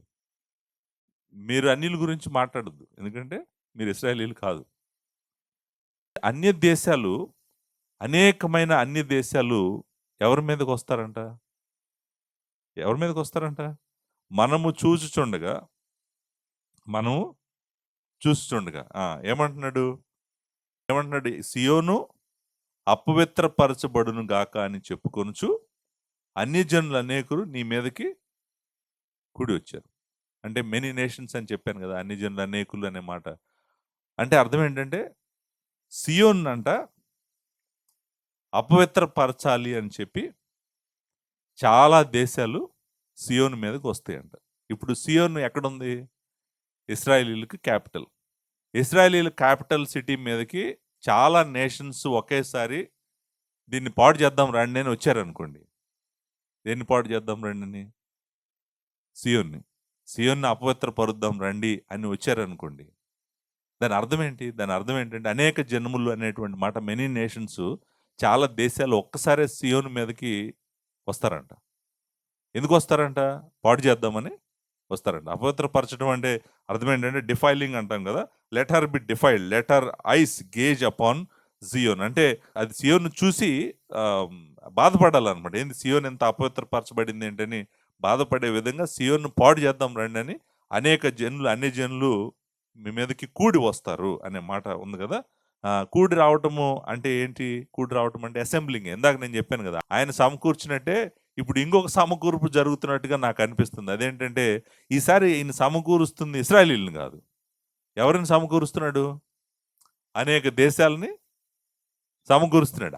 ఆయన సమకూరుస్తున్నాడా లేదో చూద్దాం. మనం అసలు సమకూర్పు వీళ్ళ వెనకాల ఎవరున్నారు అని చూద్దాం కానీ, but many countries will come and they will come to attack Israel and with its capital జెరూసలేంని లేకపోతే సియోన్ని అటాక్ చేద్దామని చాలా కంట్రీలు, చాలా దేశాలు, భూమి మీద ఉన్న దేశాలన్నీ కూడా యెరూషలేం మీదకి, సియోన్ మీదకి వస్తారంట.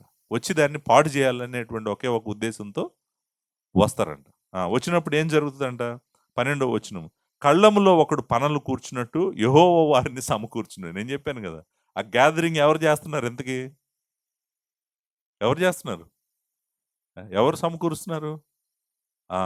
ఇప్పుడు చూడండి ఇక్కడ ఏమంటే, but they do not know that thoughts of the lord, they do not understand his plan, that he has gathered them as షీవ్స్ to the threshing floor. చూడండి, కళ్ళం తెలుసు కదా. కళ్ళంలో మనం ధాన్యము తొక్కబడుతుంది. మీ అందరికీ తెలుసు. కళ్ళం అంటే ఒక సర్క్యులర్ షేప్ అనుకోండి.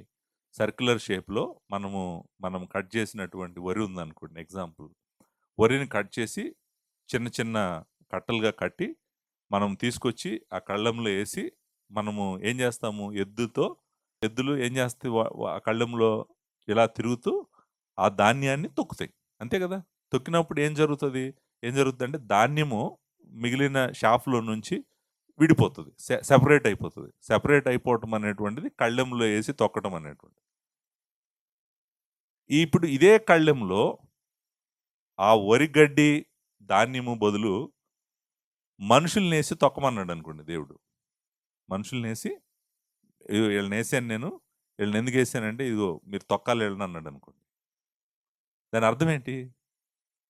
దాని అర్థం ఏంటంటే ఇప్పుడంట దేవుడు ఏమంటున్నాడంటే చాలా దేశాలను పోగు చేస్తాడంట. ఎక్కడికి పోగు చేస్తాడు? యెరూషలేం లేకపోతే ఇజ్రాయేలీల మీద. ఇజ్రాయేలీల మీద పోగు చేయడంలో చూడండి, వాళ్ళు చాలా నేను అనుకుంటాను let's go and attack Israel. Israel ఏముంది, చాలా చిన్న కంట్రీ. వాళ్ళు ఏం చేయలేరు. మన ఫైటర్ జెట్టే ఈ చివరి నుంచి ఆ చివరికి 2 నిమిషాల్లో వెళ్ళిపోద్ది ఇజ్రాయెల్ దేశం అంతట్లో. ఇజ్రాయెల్ దేశం పెద్ద పెద్ద కంట్రీ ఏం కాదు. Let's go and defile it. అంటే అర్థం ఏంటంటే అపవిత్రపరుద్దాము, అసలు వాళ్ళు లేకుండా చేద్దాము, ఇస్రాయేలీల్ని అటాక్ చేద్దామని చాలా దేశాలు ఇస్రాయేలీల మీదకి వస్తారంట. ఇది ఇంకా జరగలేదు. మరలా నేను చెప్తున్నాను, ఇది ఇది రీగ్యాదరింగ్. ఇప్పుడు ఇజ్రాయేలీలు గ్యాదర్ చేయాలి కదా ఇది జరగాలంటే. ముందు అసలు ఇజ్రాయేలీలు ఆడ ఉండాలి కదా. ఇజ్రాయేలీలు ఆడ ఉండాలంటే 6వ వచనం, 7వ వచనం, 8వ వచనం నెరవేరాలి. ఇది జరగాలంటే 6, 7, 8 నెరవేరితేనే ఇదిగో 11, 12, 13 జరుగుతుంది. సో వాళ్ళని గ్యాదర్ చేశాడు. గ్యాదర్ చేసి తీసుకొచ్చాడు. తీసుకొచ్చిన తర్వాత ఇప్పుడు ఏం జరిగిందంటే భూమి మీద ఉన్న చాలా అన్ని జనుల దేశాలు ఇస్రాయేలీల్ని అటాక్ చేయడానికి వస్తారంట. అటాక్ చేయడానికి వచ్చినప్పుడు ఏం జరుగుతుందంట చూడండి, 12వ వచనం. కళ్ళములో ఒకడు పనలు కూర్చున్నట్టు యెహోవా వారిని సమకూర్చును. అయితే వారు ఆయన తలంపులు తెలుసుకొనుకున్నారు, ఆయన ఆలోచనను వారు గ్రహింపకున్నారు. అంటే అర్థం ఏంటి? వాళ్ళేమనుకుంటున్నారు, అసలు మేమే వెళ్తున్నాము, మా బలంతోనే వెళ్తున్నాము, ఈ చిన్న దేశాన్ని ఏమంటారు ట్రాంపుల్ తొక్కేస్తాం మేము, అసలు వీళ్ళు వీళ్ళు లేకుండా చేస్తాము, వీళ్ళు ఏమనుకుంటున్నారు వీళ్ళ గురించి అని అనుకొని వాళ్ళ గర్వంతోనే వెళ్ళారు. వాళ్ళు వాళ్ళంతటి వాళ్ళు ప్రేరేపించబడి వాళ్ళ గర్వంతోనే వెళ్ళారు. కానీ దేవుడు ఏమంటున్నాడంటే, అసలు మీకు తెలియదు, అసలు నేనే మిమ్మల్ని అందరిని ఇక్కడికి తీసుకొచ్చాను. భూమి మీద ఉన్న దేశాలకు ఏం చెప్తున్నాడు దేవుడు? మీ అంతటి మీరే ఇజ్రాయెల్ మీదకి వచ్చారు అనుకుంటున్నారు కదా. మీ అంతటి మీరు రాలేదు. నేను సమకూర్చిన పనులు మీరు. నేను సమకూర్చిన పనులు. ఇది దీన్నేమన్నాడు? కళ్ళమన్నాడు. ఇజ్రాయెల్ దేశం వీళ్ళకి కళ్ళమంట. అంటే ఎక్కడైతే వీళ్ళని తొక్కాలనుకుంటున్నాడో అక్కడికి తీసుకొచ్చాడు వీళ్ళందరినీ పోగు చేశాడు. మీరు నేను అనుకుంటాను ఇది ఇది యాక్చువల్‌గా మేకా ఒక్కడే మాట్లాడలేదు దీని గురించి. యోవేలు మాట్లాడాడు. జకర్యా మాట్లాడతాడు. జకర్యా 12వ అధ్యాయము, 14వ అధ్యాయం 2 అధ్యాయాల్లో మాట్లాడతాడు జకర్యా. అంటే భూమి మీదనున్న చాలా దేశాలు ఇజ్రాయెల్‌ని అటాక్ చేయబోతున్నాయి. ఇంకా అటాక్ చేయలేదు. అటాక్ చేయబోతున్నాయి. పవర్‌ఫుల్ అటాక్ చేయబోతున్నారు. గ్యాదర్ చేస్తున్నారు. అంతా గ్యాదర్ చేస్తున్నారు. అసలు వీళ్ళని లేకుండా చేద్దామనేటువంటి థాట్‌తో ఉన్నారు. థాట్‌తో ఉండి వస్తారంట. అందరూ వస్తారంట. వెరీ పవర్‌ఫుల్‌గా వస్తారంట. మీరు ఒకసారి జకర్యా మేబీ 1 or 2 వర్సెస్ చదువుదాము. జకర్యా గ్రంథము 12వ అధ్యాయము 2వ వచనం చదువుతాను. జకర్యా గ్రంథం 12వ అధ్యాయము 2వ వచనం. నేను యెరూషలేమును చుట్టూనున్న జనులందరికీ మత్తు పట్టించు పాత్రగా చేయబోచున్నాను. శత్రువులు యెరూషలేమునకు ముట్టడి వేయగా అది యోధా మీదకి వచ్చును. ఆ దినమున నేను యెరూషలేమును సమస్తమైన జనులకు బరువైన రాయిగా చేతును. దానిని ఎత్తి మోయి వారందరూ మిక్కిరి గాయపడుదురు. భూజనులందరూ దానికి విరోధులై ఏమంటున్నాడు? జనులందరూ దానికి విరోధులై కొడతారంట. కానీ వాళ్ళు వస్తుంది ఎందుకంటే వాళ్ళు చావటానికే వస్తారంట అక్కడికి. బతికి వెళ్ళటానికి రారంట. 14వ అధ్యాయంకి రండి. 14వ అధ్యాయము. ఇదిగో యెహోవా దినము వచ్చిన్నది, అందు మీ వద్ద దోచబడిన సొమ్ము పట్టణంలోనే విభాగింపండి. ఎలాగనగా యెరూషలేము మీద యుద్ధము చేయుటకు నేను అన్ని జనులందరినీ సమకూర్చబోచున్నాను. నేను చెప్పాను కదా, అసెంబ్లింగ్ గ్యాదరింగ్ ఆయనే చేస్తాడంట. అన్ని జనులందరినీ అంటే అర్థం ఏంటి? అంటే చాలా దేశాలు యెరూషలేము మీదకి ఒకేసారి అటాక్కి రాబోతా ఉన్నాయి. ఇప్పుడు మేకా ఒకడే మాట్లాడాడు అంటే నేను జకర్యా చూపించాను. యోవేలు ఆల్రెడీ చెప్పాను. యోవేలు గ్రంథం 3వ అధ్యాయంలో భూమి మీద ఉన్న సమస్త జనులను ఎలా తీసుకురాబోతున్నాడో దేవుడు మనం ఆల్రెడీ చూసాము. చూసినప్పుడు ఇప్పుడు ఏమంటున్నాడంటే ఇక్కడ ఏమంటున్నాడు? తీసుకొస్తున్నాను నేను. వాళ్ళు అనుకుంటున్నారు వాళ్ళే కావాలని ఇజ్రాయేలీలు నాశనం చేయడానికి వస్తున్నాము. చాలా ప్లాన్ చేసుకొని మ్యాసివ్ ఆర్మీలు వేసుకొని మొత్తం ఏమంటారు ఎయిర్ క్రాఫ్ట్స్, జెట్స్ అన్ని తీసుకొని యెరూషలేమును నాశనం చేయడానికి, లేకపోతే ఇశ్రాయేలీలు నాశనం చేయడానికి పెద్ద మ్యాసివ్ ఆర్మీని సమకూర్చారంట. ఎక్కడ? యెరూషలేము చుట్టూ, లేకపోతే ఇశ్రాయేల్ దేశం చుట్టూ. ఆయన ఏమంటున్నాడు? వాళ్ళు చావటానికే వచ్చారు ఇక్కడికి. వాళ్ళందరూ చావటానికి వచ్చారు. వాళ్ళకి తెలీదు, నేనే తీసుకొచ్చాను అన్నాడు. అంటే చూడండి, వాళ్ళ ఆలోచనలకి ఈయన ఆలోచనలకి ఎంత తేడా ఉంది.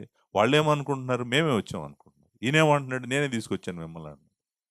అంటే ఇప్పుడు మనం ఏం అర్థం చేసుకోవాలి? ఈ రెండు చూస్తే ఏమని అర్థం చేసుకోవాలంటే ఆన్సర్ ఇది ఇక్కడ ఉంది.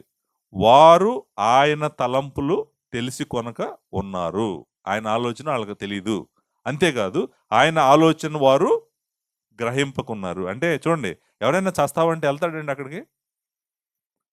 నువ్వు కళ్ళంలోకి వెళ్తున్నావు, నువ్వు వెళ్ళగానే నిన్ను పట్టుకొని కళ్ళంలో వేస్తాడు దేవుడు. తొక్కుతారు. తొక్కితే ఇప్పుడు కళ్ళంలో మీ అందరికి తెలుసు. మీరు మేబీ నేను వరి గురించి వాడకుండా వేరేది వాడితే బాగుండేది. ద్రాక్ష తొట్టు ఉందనుకోండి. ద్రాక్షల తొట్టు ఉంది కదా! ద్రాక్ష రసం తీసే ద్రాక్షల తొట్టు ఉంది కదా! ద్రాక్ష రసం తీసే ద్రాక్ష తొట్టిలో ద్రాక్షలేసి దాని మీద ఎవరన్నా తొక్కుతున్నారనుకోండి. తొక్కుతుంటే ఏమవుతది? ద్రాక్షలకి ఏమవుతది? ఏమవుతది?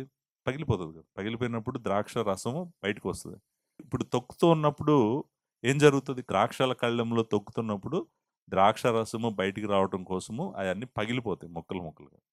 అలాగే ఈళ్ళందరిని తీసుకొచ్చి ఇజ్రాయెల్ దేశంలో కళ్ళెంలో ఏసి తొక్కాడనుకోండి దేవుడు. ఏం జరుగుతది ఈళ్ళకి? ఈళ్ళందరూ ఏం ఏం జరుగుతది? ఏం జరుగుద్దంటే ద్రాక్షారసం ప్రవహించదు ఇప్పుడు. రక్తం ప్రవహిస్తది. ఏం ప్రవహిస్తది? రక్తము ప్రవహిస్తది. ఈళ్ళనుకుంటున్నారు మేము చాలా అసలు మేమేదో చేయబోతున్నాం అనుకుంటున్నారు. ఆ ప్రవక్త ఏమంటున్నాడంటే రండి రండి మీరొచ్చేది చావటానికి. మీరందరూ రండి. అన్ని దేశాలు రండి ఇజ్రాయెల్ మీదకి. అందరూ వచ్చినప్పుడు మీకు అక్కడ దేవుడు ఏం చేయాలో ఆయన చేస్తున్నాడు. మీరనుకుంటున్నారు మీరే తెలివి గల్లోళ్ళు, మీరే పవర్‌ఫుల్ అనుకోని వస్తున్నారు. నిజానికి మీరు చావటానికి వస్తున్నారు అక్కడికి. అంటాడు 13వ వచనంలో సీయోను కుమారి నీ శృంగము ఇనుపదిగాను, నీ డెక్కలు ఇత్తడివిగాను నేను చేయుచున్నాను. ఆ శృంగము అనే మాట కొమ్ము ఉంది. ఇక్కడ మళ్ళీ ఎద్దుని తీసుకొస్తున్నాడు. ఎద్దే కదండి! శృంగం ఎవరికి ఉంటది? ఏమంటారు? హార్న్స్ అంటాం కదా! హార్న్సే కదా అవి. ఆ! ఈ హార్న్స్ మనం చూసామనుకోండి అంటే వాళ్ళ కొమ్ములు బలమైనవిగా చేస్తాడంట. I will make your horn, I will make your hoof bronze. అంటే వాళ్ళు వచ్చినట్టు ఏం చేస్తారు? వీళ్ళు లోపలేస్తాడు దేవుడు వచ్చినట్టు. ఏం చేస్తారు ఈళ్ళు ఏం చేస్తారు? ఇజ్రాయేలీయులు ఏం చేస్తారంటే పెద్ద పెద్ద కొమ్ములు ఉన్నోళ్ళలాగా ఎళ్లి పొడుస్తారు. పొడిస్తే కొమ్ములు వాళ్ళకి దిగుతాయి. కింద పడతారు. కింద పడగానే వాళ్ళ కాళ్ళతో తొక్కేస్తారు. తొక్కాలంటే కాళ్ళని కూడా ఏం చేస్తానంటున్నాడు? ఏం చేస్తాడంటున్నాడు? ఇత్తడివిగా నేను చేస్తానంటున్నాడు. అంటే ఇంకా స్ట్రాంగ్‌గా చేస్తానంటున్నాడు. లేచి కళ్ళము తొక్కుము. అనేక జనములను నీవు అణగదొక్కుదువు. వారికి దొరికిన లాభమును నేను యెహోవాకు ప్రతిష్ఠించుదును. వారి ఆస్తిని సర్వలోకనాథునికి ప్రతిష్ఠించుదును. అండ్ ఏమంటున్నాడంటే వాళ్ళు ఏదైతే తీసుకొచ్చాడో మొత్తం ఏమి విడిచిపెట్టి ఎళ్ళటానికి అవకాశమే లేదంట. వాళ్ళు తెచ్చింది మొత్తం పట్టుకుంటారు. పట్టుకోవడమే కాదు వాళ్ళందరిని చంపుతారు. చంపడమే కాదు అదంతా తీసుకొనెళ్ళి దేవునికి ప్రతిష్ఠిస్తారంట. ఆ గిఫ్ట్స్ అన్నీ కూడా వాళ్ళు వాళ్ళు తెచ్చిన ఆస్తులు మొత్తం వాళ్ళ దగ్గర ఉందంతా కూడా పట్టుకొని వెళ్ళిపోతారు. ఇజ్రాయేలీయులు పట్టుకొని వెళ్ళిపోయి ఆ ప్రభువుకి సమర్పిస్తారు అనేటువంటిది మనం ఇక్కడ చదువుతా ఉన్నాం. సో ఇది నిజానికి ఇంకా జరగలేదు. ఇదంతా ఎప్పుడు జరుగుతదంటే అగైన్ దేవుని రాజ్యం రావటానికి ముందు జరుగుతది. దేవుని రాజ్యం భూమి మీద స్థాపించడానికి ముందు జరుగుతది. దేవుని కుమారుడు రాకడ నిజానికి దేవుని కుమారుడు భూమి మీదకి వచ్చే టైంకి ఇజ్రాయెల్ దేశం చుట్టూ సైన్యాలతో నిండి ఉంటది. అన్ని జనులు అందరూ కూడా ఇజ్రాయేలీయుల్ని నాశనం చేయాలని వస్తారు. వచ్చిన రోజు ఆశ్చర్యకరమైన విషయం ఏంటంటే ఎవరైతే తన పవిత్రమైన రక్తము కార్చాడో, ఎవరైతే తన రక్తము కార్చి మనుషులను రక్షిస్తానని నేను రమ్మన్నాడో, ఆయన వచ్చిన రోజు మనము ఆయన ఉగ్రుడుగానే చూడబోతా ఉన్నాం. ఆయన వచ్చిన రోజు ఇన్ని దేశాలు ఇక్కడ సమకూర్చి కళ్ళంలోకి తీసుకొచ్చి ఆయన తొక్కకుండా వదిలేస్తాడు వీళ్ళనని మీరు అనుకోకండి. మీరు అస్సలు అనుకోకండి. ఎందుకో తెలుసా? ఆయనే తొక్కుతాడంట. ఆహ్, ఆయనే తొక్కుతాడు అనేటువంటిది కూడా మనము చూస్తాము. యెషయా గ్రంథము 63 అధ్యాయము 63 అధ్యాయము ఒకసారి నేను చదువుతాను. యెషయా గ్రంథము 63 అధ్యాయము మొదటి వచనం నుంచి చదువుతాను. ఐజైయా 63:1 రక్తవర్ణ వస్త్రములు ధరించి ఎదోము నుండి వచ్చుచున్న ఇతడెవడు? ఎలా ఉన్నాయంట ఆయన వస్త్రాలు? రక్తవర్ణము అంటే అర్థం ఏంటి? ఎర్రగా ఉన్నాయి. రక్తవర్ణము ధరించి ఎదోము నుండి వచ్చుచున్న ఇతడెవడు? ఎదోము ఎక్కడుంది? యోదాకి సౌత్ ఈస్ట్‌లో ఉంది. ఆల్మోస్ట్ సౌతే. జస్ట్ సౌత్ అంటే మృత సముద్రం పక్కనే ఉంది ఎదోము. ఎదోము అంటే మీకు తెలుసు గదా! ఎదోమైట్స్ అంటాం గదా! ఎదోమైట్స్ బ్రదర్సే గదా! ఈళ్ళకి. మీ అందరికి తెలుసు. యాకోబుకి ఏమవుతాడు? సొంత బ్రదరే గదా! సో, అక్కడి నుంచి రక్తవర్ణం ధరించుకొని ఎదోము నుంచి వస్తున్న ఇతడెవడు? శోభిత వస్త్రము ధరించిన వాడై గంభీరముగా నడుచు బోజ్రా నుండి బలాతిశయించు వచ్చున్న ఇతడెవడంటే ఏమంటున్నాడాయన? నీతిని బట్టి మాట్లాడుచున్న నేనే. రక్షించుటకు బలాఢ్యుడును నేనే అంటున్నాడు. అంటే ఏమంటున్నాడు? Bozrah is one city in Edom. ఎదోమ్‌లో ఉన్న బోజ్రా అనేటువంటి ఒక సిటీలో నుంచి ఆయన వస్తున్నాడంట. బయటికి వస్తుంటే అడుగుతున్నారంట. ఏమని అడుగుతున్నారు ఆయన్ని? రెండో వచనం చూడండి. నీ వస్త్రం ఎర్రగా ఉందేంటి? నీ బట్టలు ద్రాక్ష గానుగును తొక్కుచున్న వాడి బట్టల వల్లే ఉన్నాయేంటి అని అడిగారంట. అడిగితే ఏంటి మొత్తం రక్తం రక్తం అయిపోయింది ఏంటి నీ బట్టలన్నీ? ఎందుకు రక్తం అయిపోయింది? అలా ఎవరి బట్టలు అలా అవుతాయి అంటే ద్రాక్ష గానుగు తొక్కుతారు కదా! ద్రాక్ష గానుగు దొరికినప్పుడు ద్రాక్షాల్లో నుంచున్న రసం వచ్చి బట్టల మీద పడతది కదా! అలా ద్రాక్ష బట్టలు పడినట్టు ద్రాక్ష రసం పడలేదండి ఈయన మీద. ఏం పడిందంటే ఈయన మీద? రక్తం పడిందంట. రక్తవర్ణంలో ఉన్నాయి వస్త్రాలండి. తెల్లని వస్త్రాలే ఉండాలి కదా! ఏంది మరి రక్తవర్ణమైంది ఏంటి అని అడుగుతున్నారు. అడుగుతుంటే ఆయన ఏమంటున్నాడు చూడండి. ఆయన అంటాడు, ఒంటరిగా ద్రాక్ష గానుగును తొక్కితిని, జనములలో ఎవడును నాతో కూడా ఉండలేదు. కోపగించుకొని వారిని త్రొక్కితిని, రౌద్రము చేత వారిని అణగద్రొక్కితిని. వారి రక్తము నా వస్త్రముల మీద చిందినది, నా బట్టలన్నీయు దాగులే. పగ తీర్చుకొను దినము నా మనస్సునకు వచ్చెను. చూడండి 53వ అధ్యాయంలో మనము తన ప్రాణం పెట్టాడు. 63వ అధ్యాయంలో ఆయనే ఉగ్రుడై తొక్కుతాడంట. తొక్కిన రోజు ఎలా ఉంటదో మీరు ఒకసారి ఊహించుకోండి. నిజంగా భూమి మీదనున్న సమస్త దేశాలు ఇశ్రాయేలీయుల మీదకొస్తాయి. తీసుకొస్తున్నాడు. ఆయనే తీసుకొస్తున్నాడు. ఎందుకు తీసుకొస్తున్నాడంటే వాళ్ళకి తీర్పు తీర్చాల్సిన టైం వచ్చిందనమాట. వాళ్ళు పగ తీర్చుకోవాల్సిన టైము వచ్చింది. భూమి మీద వాళ్ళు చేసిన అరాచకాలన్నిటికి ఎండ్ డే ఒకటొస్తది. నేను చెప్తున్నాను అందుకే భూమి మీదనున్న రాజ్యాలనేలేటువంటి ప్రతి ఒక్కరు నీతి న్యాయాలతో ఉండాలి. అన్యాయంతో జరిగితే గనక దేవుని ఉగ్రత వాళ్ళ మీదకి వస్తది. నిజానికి ఆయన దేవుని కుమారుడు వచ్చే టైంకి ఇజ్రాయేలీయులను దేవుడు పోగు చేస్తాడంట. పోగు చేయటమే కాదు, ఇశ్రాయేలీయుల మీదకి భూమి మీదనున్న అనేక దేశాలను అక్కడికి తీసుకొస్తాడంట. ఎందుకు తీసుకొస్తాడంటే భూమి మీద ఉన్న దేశాలకు తీర్పు తీర్చాల్సిన దేవుని ఉగ్రత దినం దగ్గరికొచ్చిందంట. వాళ్ళందరినీ గానుగులో ఏసి తొక్కుతాడంట. తొక్కటం వలన రక్తము ప్రవహిస్తదంట. ఎంతెత్తు ప్రవహిస్తది? గుర్రము కళ్ళెము ఎత్తున ప్రవహిస్తదంట. అంటే ఎన్ని శవాలను పోగేసుకోవడానికి, శవాలను ఎత్తుకోవడానికి చాలా టైం పడతది. ఇదంతా గూడా మనం ప్రకటన గ్రంథంలో చూడబోతున్నాం. ప్రకటన గ్రంథం చెప్పినప్పుడు ఎంత రక్తం ప్రవహిస్తది? ఎలా ఉంటదసలు ఆ పిక్చరు? యెరూషలేం చుట్టూ లేకపోతే ఇజ్రాయెల్ దేశం చుట్టూ ఎన్ని సైన్యాలొస్తాయి? వాళ్ళందరికీ దేవుడు ఏం చేయబోతున్నాడు అనేటువంటిది మనం వినబోతా ఉన్నాం. ఆకాశ పక్షులను పిలుస్తాడంట. మీకు మంచి విందు ఏర్పాటు చేశాను రండి అని. దేవుని శిక్ష అంటే భూమి మీద ఉన్న దేశాలన్నీ శిక్షలోకెళ్ళాలి. ఎందుకంటే ఆయన మాట ఎవరు వినట్లేదు. ఆయనను ఎవరు లెక్క చేయట్లేదు. దానికి కళ్ళముగా ఇజ్రాయెల్ దేశమే ఉండబోతుంది. మీరు చూడండి. మళ్ళీ ఎవరెవరైతే ప్రపంచంలో అన్ని దేశాలు ఇజ్రాయెల్ దేశం మీదకెళ్తామని చెప్తున్నారో ఏమంటున్నాడంటే, "రండి మీరు చావటానికి రండి ఇక్కడికి." లాస్ట్ టైము వాళ్ళొస్తారంట. వచ్చినప్పుడు అందరిని దేవుడు అక్కడ చంపబోతున్నాడు. ఆ లాస్ట్ ఇది ఎండ్ అయితేనే మనము దేవుని రాజ్యంలోకి వెళ్తాము. దేవుని రాజ్యం స్టార్ట్ అవుతదనమాట. మిలేనియం వేయేళ్ల పరిపాలన స్టార్టింగ్ ముందు జరుగుతది ఇదంతా గూడా. ఇదంతా జరగబోతుంది. దేవుడే వీళ్ళందరిని పిలుస్తున్నాడు అనేటువంటిది. సో, మూడో పాయింట్, మొదటి పాయింట్ శాశ్వత రాజ్యము. రెండో పాయింట్ బబులోనులో రక్షణ. మూడో పాయింట్ దేశాల దాడి. దేశాల దాడి లేకపోతే ఆహ్, దేశాల అంతం. ఇంక వాళ్ళ అంతమే. వాళ్ళు లేరింక. భూమి మీద దేవుని చిత్తానికి వ్యతిరేకంగా ఉన్నవాళ్ళు ఎవరు లేరు. ఆయన పాదపీఠంగా అందరిని చేయబోతున్నాడు. ఆయన పాదపీఠంగా చేసేంత వరకు ఆయన ఉంటాడు. ఆయన చేస్తాడంట. ఆయన రాజ్యం భూమి మీదకి తీసుకొని రాబోతా ఉన్నాడు. సో, ఇప్పుడు ఫోకస్ అంతా గూడా మీరు చూసారా? First point, second point, third పాయింట్‌లో గూడా ఫోకస్ అంతా గూడా ఇజ్రాయెల్ సెంటర్‌గానే మాట్లాడుతున్నాడు. Israel is the centre. ఇజ్రాయేలీయులనే దేవుడు వాడుకోబోతున్నాడు. ఇజ్రాయేలీయులనే దేవుడు వాడుకోబోతున్నాడు. వాళ్ళనే శిక్షిస్తున్నాడు పాపం చేసినందుకు. భూమి మీదనున్న సమస్త అన్ని జనులను గూడా పాపం చేసినందుకు శిక్షిస్తున్నాడు. సో, ఆయన ఈళ్ళని శిక్షించి వాళ్ళని వదిలేయటం, లేకపోతే వాళ్ళని వదిలేసి ఈళ్ళని శిక్షించటం ఏం లేదు.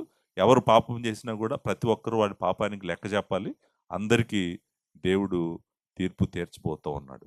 సో, దీంతో 4వ అధ్యాయము అయిపోయింది. మనము 5వ అధ్యాయం మన మన ఫోకస్ అంతా గూడా చక్కగా మరలా దేవుని రాజ్యం వైపే మనం నడవబోతా ఉన్నాము. ఇంకా ఆయన మాట్లాడాల్సిందుంది. ఆయన 5వ అధ్యాయం అంతా గూడా మాట్లాడబోతా ఉన్నాడు.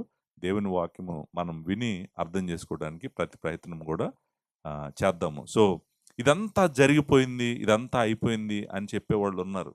అసలు వాళ్ళు ఏం జెప్తున్నారో, వాళ్ళు ఎందుకు జెప్తున్నారో, అసలు ఆళ్ళ అండర్‌స్టాండింగ్ ఏంటో ఎవరికీ తెలీదు. రకరకాల భయంకరమైనటువంటి బోధలున్నటువంటి కాలము. మనము జాగ్రత్తగా ఉండాలి. అందుకే మీకే తెలియాలి వాక్యము. మీకే తెలిసిందనుకోండి, వాళ్ళని పట్టుకోగలరు. వాళ్ళు చెప్తుంది అబద్ధమని మీరు చెప్పగలరు. మీకే తెలియలేదనుకోండి, మనం ఎప్పటికి కూడా చెప్పలేము. కాబట్టి దేవుడి సంకల్పం అంతా భూమి మీద మనకు ఆయుష్ ఉన్నంత కాలం తెలుసుకోవడానికి ప్రయత్నం చేద్దాం. ఇదొక్కటే నిలబడేది.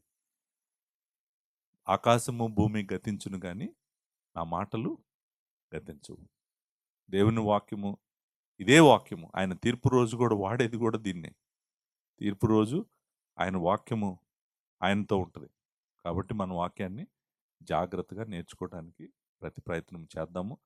మన జీవితాలను దేవుడికి అర్పిద్దాం. దేవుడి సంకల్పం తెలుసుకోవడం ఒకటి. 2 దేవునికి ఇష్టంగా జీవించడం ఒకటి. మన లైఫ్స్ గూడా పాపము లేకుండా దేవుడిని హత్తుకొని, దేవుడిని సేవించి, ఆయన కోసం బ్రతికేటువంటి మంచి సంవత్సరాలు దేవుడు మీ అందరికి ఇవ్వాలని కోరుకుంటూ ముగిస్తున్నాను. Thank you very much.